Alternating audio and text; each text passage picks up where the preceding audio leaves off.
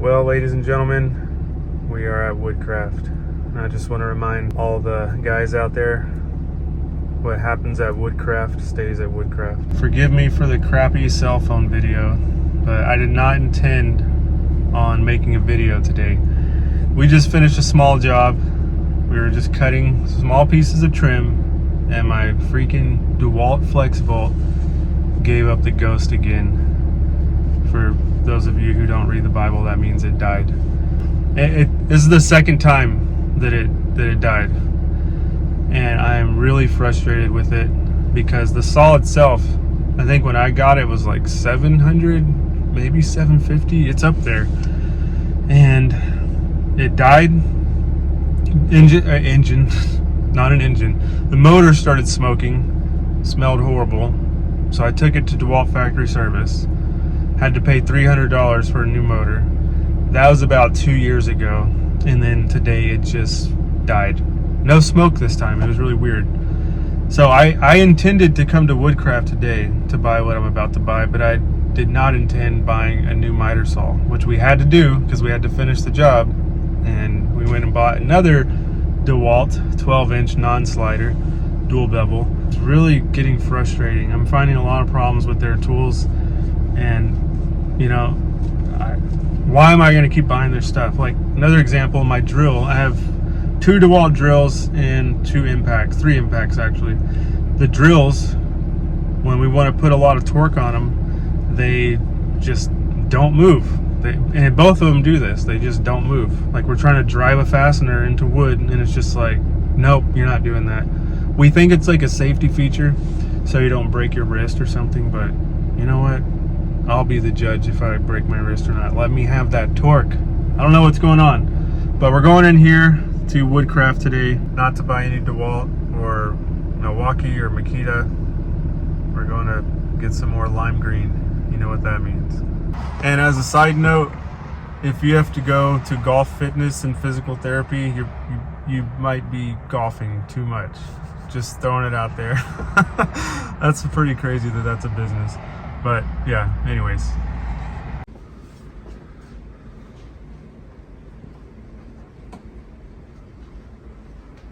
My first Festool tool right here. This thing is freaking amazing. It's the gateway drug that got me into it. This bad boy right here is the TS75. So I'm just gonna be honest with you guys. I had been a hater of Festool for a long time, like a really long time. I just kind of thought, what's the point? It's like a really expensive tool that kind of does the same thing as my standard DeWalt and Milwaukee tools. Well, I was very wrong.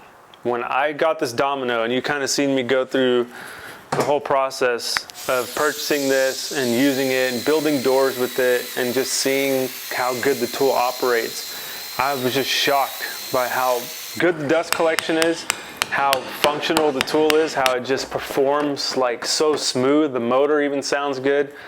I'm just like, there's something here with this Festool. So when we were building our last white oak door, we sat there and ran it across this joiner, our white oak. We had multiple pieces. We ran them across here for like, I did a time lapse so I could put it in the video. And it was like 45 minutes trying to get a straight edge on this, on those long 8-foot long boards. And I was like, I need a straight line rip. I have my DeWalt track saw, and there's my track right there. But the depth on that is only 2 1/8, and I'm using 8/4 material to mill this stuff down. A lot of times it's thicker than 2 1/8, and to be honest with you, my DeWalt FlexVolt track saw is pretty weak too. I know this video just sounds like I'm trashing DeWalt, like Festool paid me to say this or something. I have no affiliation with any of these companies, so this is just me telling you how I feel. So that led me to this. I just went to Festool. I was like, hey, this thing works freaking good. I'm gonna give it a shot. I'm gonna get the track saw, and if this works really good, I find myself probably drinking the lime green Kool-Aid and having all of my shop tools being Festool and still having my job site stuff pretty much converting over all the way to Milwaukee. So anyways, let me show you this beast right here. Comes with our cable And this bad boy right here, look at the size of that track saw. This thing is crazy. I got my receipt right here. We spent $1,379.11. So yeah, $1,400 later. This was $975 with a long track, which I have right here.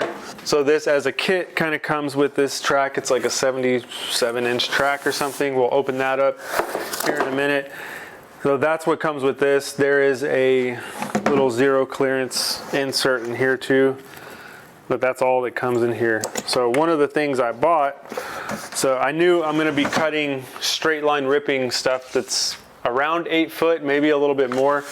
So I got this. This is where you can link 2 tracks together. So I can take a track like this and another one and just clip them together and make a longer track. And what I did was I bought another track. I think that's a 55-inch track. And then I also bought these. These are expensive. So these are the track clamps. So they slide in the track and then squeeze up to kind of hold the track so it's not, you know, wandering on you. And these are expensive. Like, this is like $48 a piece, and you definitely need 2 of them. So $100 just on clamps. And Festool, you know, like I used to think, man, that's a rip off. Like, it's, why don't I just get a DeWalt track saw? But I'm telling you, I haven't used this yet, but I venture to say after my experience with that, it is going to be a good experience. I'm really, really believing that. And we're going to find out because we're going to do our first straight line rip right now.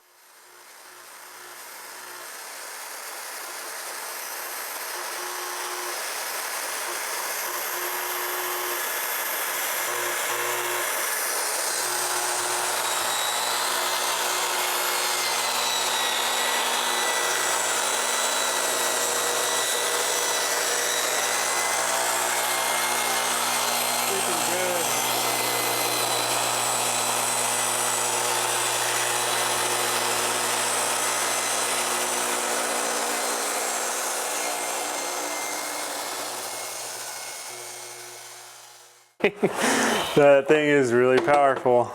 Let's see. And there's our straight line rip. That's crazy. So if we have a board that is bowed, we might have one, and I might set up the long track and give it a shot. We can just cut that bow out of it. And then at this point, it's now ready to run across the joiner maybe 2 times, because remember, I'm referencing the top of this, which the top of this hasn't been machined, so it could be a little off. So, but it's just getting those bows out of there. It's gonna save us so much time. So we would obviously flatten our face first when we're actually doing this. But for the example, I mean, that's pretty dang awesome right there. So the guy at Woodcraft who sold this to us, he was telling us, you know, oh, he's, you know, why are you getting this? Well, I want a straight line rip. Basically, I'm buying this so I could straight line rip. Well, you know, I'd go maybe 3/4 at a time. And I was looking at Festool's website last night, and they have a guy cutting through giant lumber. I'm like, okay, you know, maybe, I don't know, maybe, yeah, that's fine. But I mean, we just went through 2 1/8 inch material, and she didn't even budge. Nothing happened. There was basically no resistance.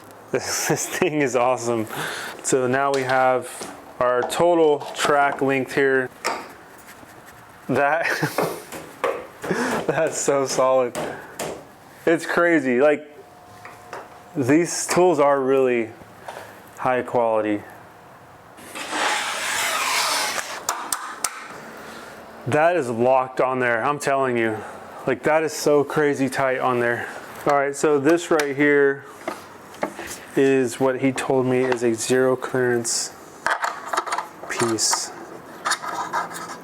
So I guess it's supposed to prevent the splintering of things. I'm not sure how that's gonna work. Well, I don't get it. Oh, there it is, look.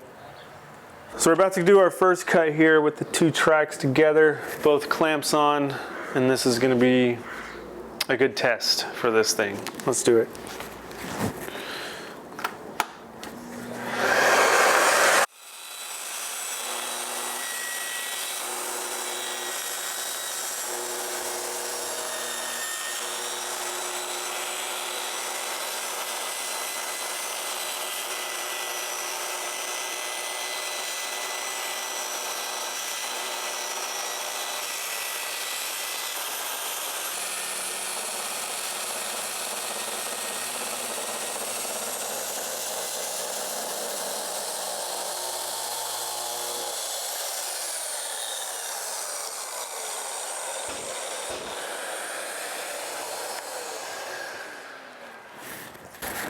Okay, definitely more resistance on this ash than on that cherry. That's pretty nice. Like there's some saw marks on there, but it's not bad at all. And look at that.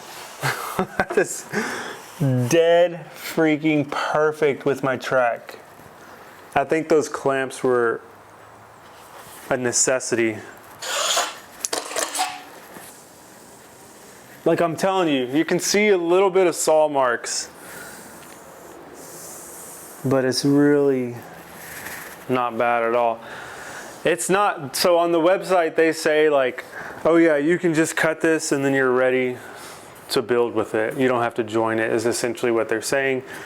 I don't really agree with that. I think you need to pass it still at least once on the joiner, or at least sand it down with like a orbital sander, at least pass it, because there are still some marks on it. And you saw my feed rate. I wasn't crazy with it, and I was just consistent. The track pretty much locks it in. Like it's exactly what I wanted. It's exactly what I wanted. I just wanted a portable straight line rip for my little garage shop here, and I think we got it.